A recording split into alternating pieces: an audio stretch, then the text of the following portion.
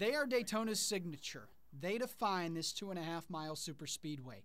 The bankings, 31 degrees of asphalt, ready for the 46th annual running of the Pepsi 400. We're blessed with a wonderful surface that we maintain and work hard to keep it good and safe for the competitors. There is no difference between the bankings in turns 1 and 2 and those in 3 and 4. Both measure 31 degrees. 31 degrees. How steep is that? Well, I hope the engineers here at the station aren't watching, but our cameras didn't stand a chance. The bankings were built when the track went up back in 1959. To build this 2.5-mile track and do the banking, you need some soil. So what was created was in the center of our infield, we have a 44-acre body of water. It's a Barrow Pit Lloyd, and that's how we got the dirt up here. Oh, and the biggest rumor about the bankings, some say you have to go at least 40 miles an hour, or 60 miles an hour, or even 100 miles an hour, or the cars will come tumbling down the track. It's a myth. That's not true. It's not true. No, we actually, if you watch us on TV, my jet dryers who operate up here, they're practically crawling.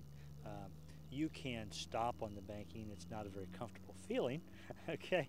But no, you don't have to be going 60 or 100 miles an hour to stay up there. Like falling out of my seats. Famous beach in the world, famous banks in the world? I think it's definitely the most famous racetrack in the world.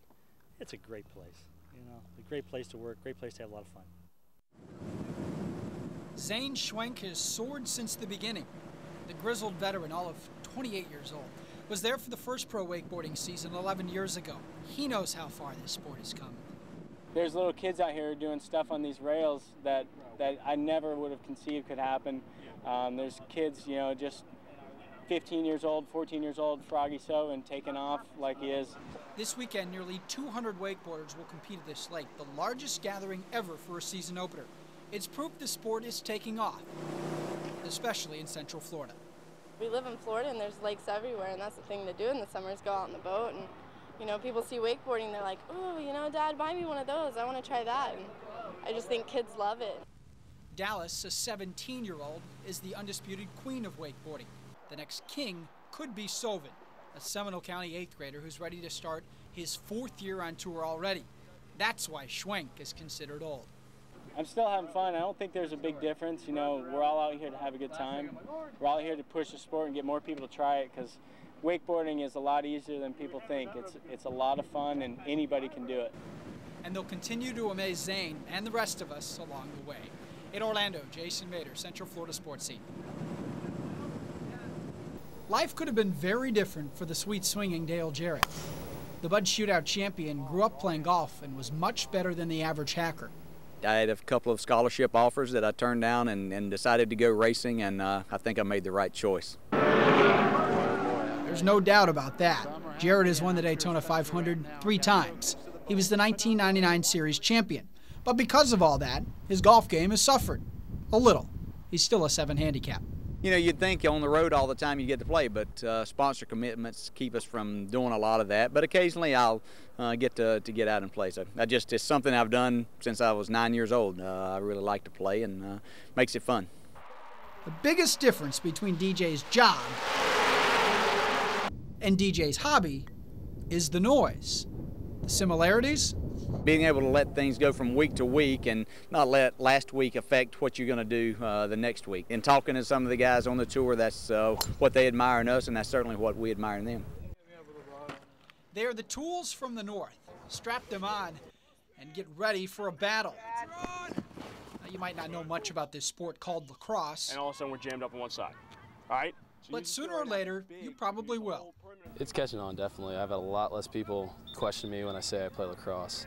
People used to think I played soccer or highlight when I used to walk around. When I first started playing in 6th grade, almost no one knew what it was, but at this point, it's pretty common and lots of kids play in the middle school league. Winter Park was one of the first high schools in Central Florida to put a lacrosse team together back in 1991. The sport dominates the high school and college sports circles up in the Northeast. These Wildcats, though, dominate here. The first title game was back in 1998 between Lyman and St. Andrews, and Winter Park hasn't missed one since. 12 district titles, 9 regional crowns, and the 1999 state championship.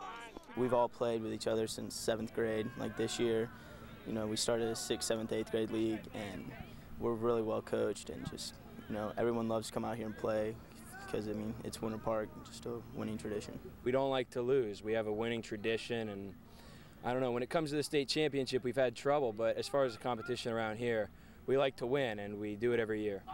So while the rest of Central Florida tries to catch up on this northern game, Winter Park continues to stay above and beyond the learning curve. In Winter Park, Jason Maderer, Central Florida News 13. Spruce Creek won the state weightlifting title in 1984. The Hawks did it again in 1994. Now that it's 2004. Yeah, it's tons of pressure. Oh, and the Hawks also won state back in 1995, and 96, and 97, 98 too, 99, 2000, in 2001, in 2002, and last year. 10 titles in a row, 21 in the last 28 years, actually. There's a lot of pressure on us to make, you know, this our 11th year in a row win. The Hawks head to Gainesville this Saturday for another go-around at state. Every spring, they enter the tournament as the heavy favorite, but not this time. None of these lifters won a state individual crown last year.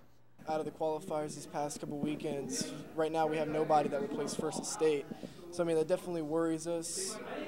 But, I mean, at the same time, we're definitely confident that we can go in there and still take this thing home. We're not going to win with a number of individual state champions. We're going to win because you know, all 13 that qualified are going to do their very best to score at least 1 point or more. Talk to any Hawk, and he says tradition is the reason for continued success. Tom Bennett knows. He's been around for all 10 in this current streak. First as a student, now as an assistant coach. Don't you turn to these guys and say, look, I won it in 94, 95, 96, 97. You're not screwing this thing up. No, they know. We don't have to stop them, pull them aside, and know, and tell them, you know, you have to win. They know they want to win. You don't want to be the senior class that breaks this streak, right? Nobody does. So we've trained hard enough. It's not going to come to us, but we've trained hard enough to win. So we're trying to bring this 11th one home. They may have to do it a different way this Saturday, but there's no doubt these Hawks know the way to take. Let's go, Nick. In Port Orange at Spruce Creek High School, Jason Maderer, Central Florida News 13.